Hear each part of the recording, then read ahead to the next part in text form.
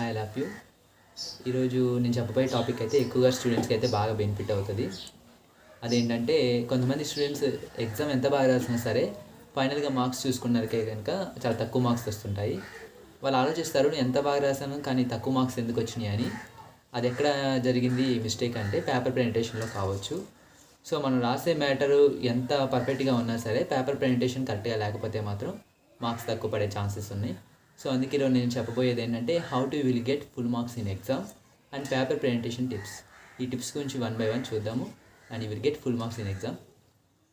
ఈ paper presentation టిప్స్లో టోటల్గా మనకి 5 టైప్స్ ఉన్నాయి.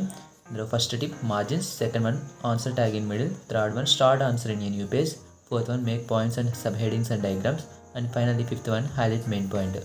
ఇందులో ఫస్ట్గా మనం చూసుకున్నట్టయితే మార్జిన్స్. మనం ఎగ్జామ్లో పేపర్ ఇచ్చినప్పుడు మనం ఫస్ట్ చేయాల్సిన పని ఏంటి అంటే అది మార్జిన్స్. ఆ మార్జిన్ ఏ విధంగా డ్రా చేయాలి ఏంటి అనేది మాత్రం మీకు చూపిస్తాను. మనకి వైట్ పేపర్ తీసుకున్నట్లయితే వైట్ పేపర్కి అయితే మనం ఈ స్కేల్తో 2 లైన్స్ చొప్పున టోటల్గా మనం ఇట్లా 4 sides మార్జిన్ అనేది డ్రా చేసుకోవాలి. అది ఎలా తీసుకోవాలంటే కొంతమంది వేస్తారు, కొంతమంది పైన ఎక్కువ స్పేస్ వదిలేస్తారు, సైడ్స్ తక్కువ వదిలేస్తుంటారు. సో దీనివల్ల ఏమవుతుందంటే ఆ పేపర్ లుకింగ్ అనేది చేంజ్ అయిపోద్ది. సో మనకి పేపర్ ఎప్పుడైనా సరే లుకింగ్ కనిపించడానికి అండ్ మనం రాస్తే రైటింగ్ నీట్గా అందంగా కనిపించడానికి ఈ మార్జిన్స్ అనేవి మనకి మెయిన్ ఇంపార్టెంట్. కొంతమంది అయితే అటు సైడ్ మాత్రమే మార్జిన్ చేసేసి వదిలేస్తుంటారు. సో ఈ మార్జిన్ చేసే ప్రాసెస్ ఏంటంటే వైట్ పేపర్కి అయితే కనుక మనకి top, bottom, right and left 4 sides కూడా ఈ స్పేస్ అనేది సేమ్గా ఉండేలా చూసుకోవాలి. అంటే స్కేల్తో మెజర్మెంట్ చేసేలా కాదు, మనకి అంచనా ప్రకారం ఎంత స్పేస్ ఉంది ఈ టాప్ టు ఈ లైన్ నుంచి, మళ్ళీ ఇటు లెఫ్ట్ సైడ్ ఇటు ఎండింగ్ పాయింట్ నుంచి ఈ లైన్ వరకు ఎంత స్పేస్ ఉండేదో చూసుకొని మనం లైన్ అనేది డ్రా చేసుకోవాలి. అట్లా టాప్, బాటమ్, లెఫ్ట్, రైట్ ఈ 4 sides కూడా మ్యాక్సిమం ఇంత లెంత్ ఉండేలాగా లైన్ అనేది డ్రా చేసుకోవాలి. This is margins. మార్జిన్ చేసిన తర్వాత సెకండ్ పాయింట్ ఇంకా చెప్పాలనుకుంటే ఈ మార్జిన్ అయిపోయిన తర్వాత మనకి రోల్ పేపర్ ఉంటుంది. ఆ రోల్ పేపర్ కనుక మరి మార్జిన్ ఎలా కొట్టాలని కొంతమంది డౌట్ రావచ్చు. రోల్ పేపర్కి అయితే కనుక మనం maximum left and right side మాత్రమే మార్జిన్స్ డ్రా చేసుకుంటే సరిపోద్ది. టాప్ అండ్ బాటమ్ ప్లేసెస్కి మాత్రం మార్జిన్ అవసరం లేదు. సో ఇది వైట్ పేపర్ కాబట్టి నేను మీకు 4 sides డ్రా చేసి చూపించడం జరిగింది. This is tip 1. టిప్ 2 చూసుకున్నట్లయితే ఆన్సర్ ట్యాగ్ ఇన్ మిడిల్. మనం ఆన్సర్ రాసేటప్పుడు మనం తీసుకున్న ఈ ఆన్సర్ షీట్కి మిడిల్లో ఆన్సర్ నెంబర్ వేసుకోవాలి. For example answer tag in middle ఇచ్చాడు కాబట్టి ఆన్సర్ అయితే ఆన్సర్ అని, లేదు సెక్షన్ అయితే సెక్షన్ అని, పార్ట్ అయితే పార్ట్ అని వేసుకోవచ్చు. ఇక్కడ సెక్షన్ అయితే section tag in middle, part అయితే part tag in middle. So ఇక్కడ మన ఆన్సర్ కాబట్టి ఆన్సర్ ట్యాగ్ ఇన్ మిడిల్. ఈ మిడిల్ లైన్లో ఆన్సర్ నెంబర్ అనేది తీసుకోవాలి. ఎంత ఆన్సర్ నెంబర్ మేబీ 3 అనుకుందాం. This is answer number. Answer number అయిన తర్వాత వెంటనే మీరు లైన్తో ఆ హెడింగ్ని మెయిన్ హెడింగ్లా వచ్చింది కదా అది, సో దాన్ని మనం ప్రెజెంటేషన్ చేసుకున్నాం. సో ఆన్సర్ నెంబర్ 3 ఇక్కడ మనకు ఇచ్చిన క్వశ్చన్ పేపర్లో ఉంటుంది. ఆన్సర్ వచ్చేసి మనం ఇందులో రాస్తాం కాబట్టి డైరెక్ట్గా ఆన్సర్ నెంబర్, థర్డ్ క్వశ్చన్కి ఆన్సర్ కాబట్టి ఆన్సర్ నెంబర్ 3 అని ఇస్తాం. సో దానికి మనం రాసేది ఏంటంటే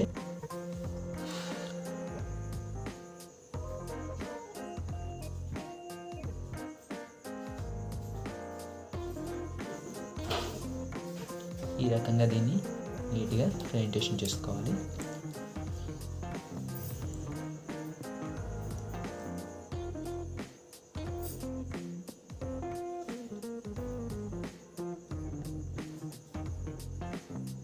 కొంతమంది ఇక్కడికి వచ్చిన తర్వాత ఏం చేస్తారంటే ఆ బిట్వీన్ ఇందులో యాడ్ చేస్తుంటారు. సో అక్కడ యాడ్ చేసుకోకుండా మళ్ళీ నెక్స్ట్ వచ్చేసేసి న్యూ లైన్ స్టార్ట్ చేయాలి.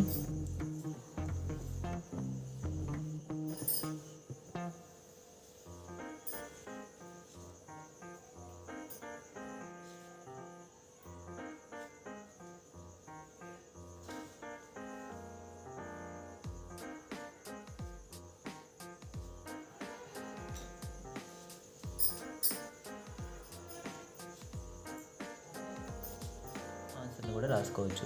సో మనం ఎప్పుడైనా రాసేటప్పుడు నీట్గా రాయడం అనేది మెయిన్. అండ్ మీకు ఇందులో మిస్టేక్స్ వచ్చినప్పుడు దాన్ని ఎలా కరెక్షన్ చేయాలని చెప్పేసి మాత్రం మనం తర్వాత చూద్దాము. సో ఇక్కడ మనం ఆన్సర్ ట్యాగ్ ఇన్ మిడిల్కి చెప్పాం కాబట్టి ఆన్సర్ ట్యాగ్ ఇన్ మిడిల్ ఇది అయిపోయింది. And next tip 3 start answer in new page. ఇప్పుడు మనం చేస్తుంది అదే, మనం ఈ ఆన్సర్ని న్యూ పేజ్లో స్టార్ట్ చేసాము అంటే కొత్తగా ఉంది చూడండి ఫ్రెష్ పేపర్. సో ఆన్సర్ని ఎప్పుడు కూడా మనం న్యూ పేజ్లో మాత్రమే స్టార్ట్ చేయాలి. ఎక్కడైనా ఏదైనా ఇన్ఫర్మేషన్ ఉన్నప్పుడు దాని కింద నుంచి స్టార్ట్ చేయడం కానీ అట్లా చేయకండి. మనం న్యూ పేజ్లో స్టార్ట్ చేస్తే ఫస్ట్ ఇంప్రెషన్ ఇది బెస్ట్ ఇంప్రెషన్ అంటారు కదా.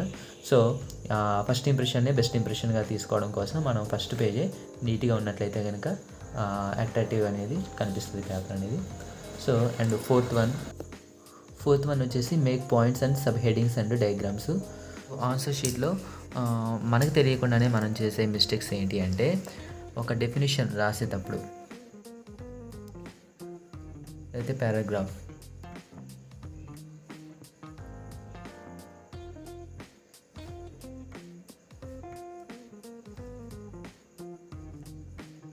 ఇది ఎప్పుడు కూడా మార్జింగ్ అనేది బయటికి రానియకుండా చూసుకోండి.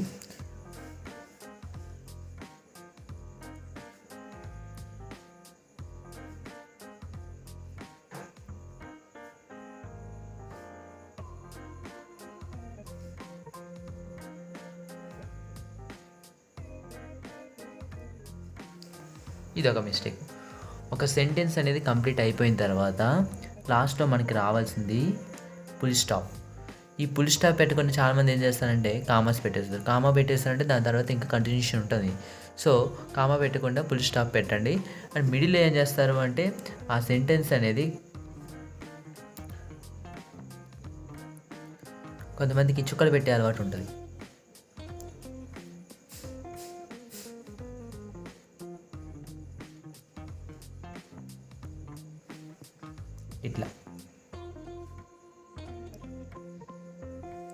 ఇలా చుక్కలు పెట్టడం వల్ల ఏమవుతుందంటే మళ్ళీ ఇక్కడికి ఒక సెంటెన్స్ కాదు, ఇక్కడ నుంచి ఇక్కడికి ఒక సెంటెన్స్ కాదు.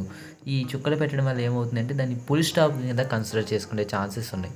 సో ఇది కూడా మనకు తెలియకుండా జరిగే ఎప్పుడు కూడా ఈ మధ్యలో ఒక సెంటెన్స్కి మధ్యలో ఎప్పుడు కూడా ఇలాంటి చుక్కలు పెట్టకూడదు. అండ్ లైన్ దాటి ఎప్పుడు కూడా ఒక వర్డ్ అనేది బయటికి రానియకూడదు. So this is first one, second one and third one. మనం ఏదైనా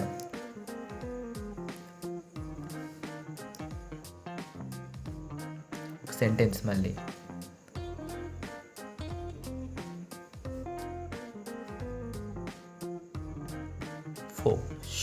సో మనం ఏదైనా ఒక సెంటెన్స్ రాసేటప్పుడు ఒక వర్డ్ అనేది స్పెల్లింగ్ మిస్టేక్ వచ్చింది.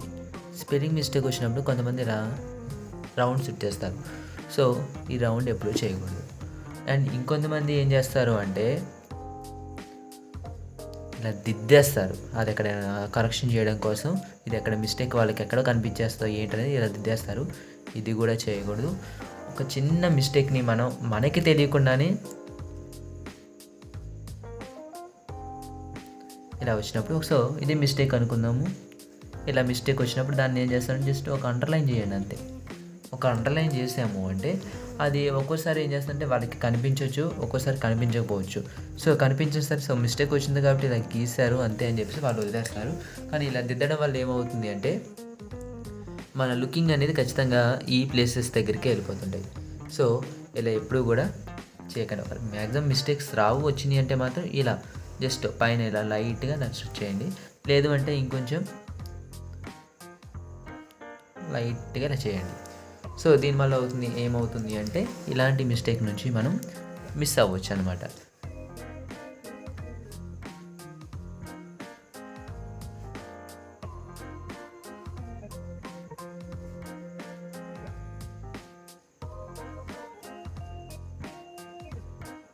ఇక్కడికి సెంటెన్స్ మనకి ఇన్ఫర్మేషన్ రావాలంటే మరి సెంటెన్స్ ఈ వర్డ్ అనేది ఈ మార్జిన్ దాటేసి అవుట్ సైడ్కి వెళ్ళిపోతుంది. కాబట్టి ఇక్కడ ఏం చేస్తానంటే ఇన్ఫర్ అని రాసేసి చిన్న ఐపెన్ పెట్టండి. ఇక్కడ ఐపెన్ పెట్టండి ఇన్ఫర్మేషన్. సో ఇక్కడ నుంచి ఇక్కడికి ఒక సెంటెన్స్ ఒక వర్డ్ అనేది ఈ సెంటెన్స్లో ఉన్న వర్డ్ అనేది మనకు కనిపిస్తుంది కాబట్టి సో ఇది కంటిన్యూషన్ కింద కన్సిడర్ చేస్తారు. కొంతమంది ఏం చేస్తారు ఇన్ఫర్ అని పెట్టేసి ఈ ఐపెన్ పెట్టకుండా కంటిన్యూషన్ చేసేస్తారు. సో దీనివల్ల కూడా ప్రాబ్లమ్స్ అనేది చాలా ఫేస్ చేయాల్సి వస్తుంది మార్క్స్ విషయంలో. So information about the reactants.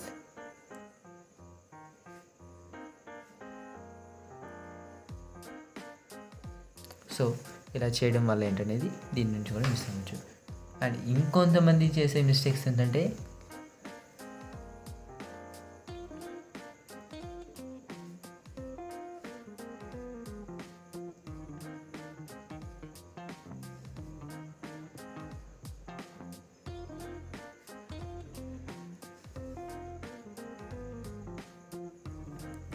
Total సెంటెన్సే mistake. మనం ఏదో రాయిపోయి ఏదో రాసాం ఇక్కడ. సో టోటల్ సెంటెన్సే మిస్ వచ్చింది కాబట్టి దాన్ని మీరు మళ్ళీ జస్ట్ ఇలా బ్రాకెట్ పెట్టేసేసి స్టార్టింగ్ పాయింట్ దగ్గర ఎండింగ్ పాయింట్ దగ్గర జస్ట్ ఇంటూ మార్క్ పెట్టండి. ఇంటూ మార్క్ పెట్టడం వల్ల ఏం జరుగుతుంది అంటే ఇక్కడ దీన్ని స్క్రాచెస్ చేసే పని లేకుండా, అంటే కరెక్షన్ చేసే పని లేకుండా డైరెక్ట్గా బ్రాకెట్స్ పెట్టి ఇలా పెట్టడం వల్ల సో దీన్ని కన్సిడర్ చేయరు, ఇది మిస్టేక్ అని చెప్పి దీన్ని కన్సిడర్ చేయరు.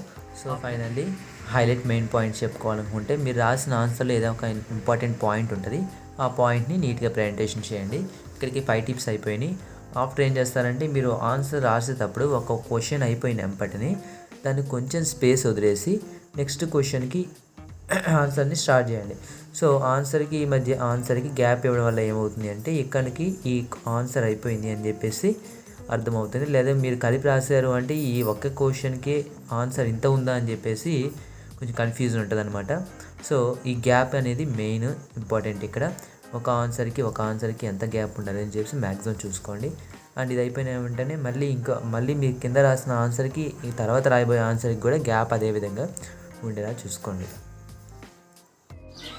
ఈ వీడియో కనుక మీకు నచ్చినట్లయితే లైక్ చేయండి, సబ్స్క్రైబ్ చేయండి. Thanks for watching.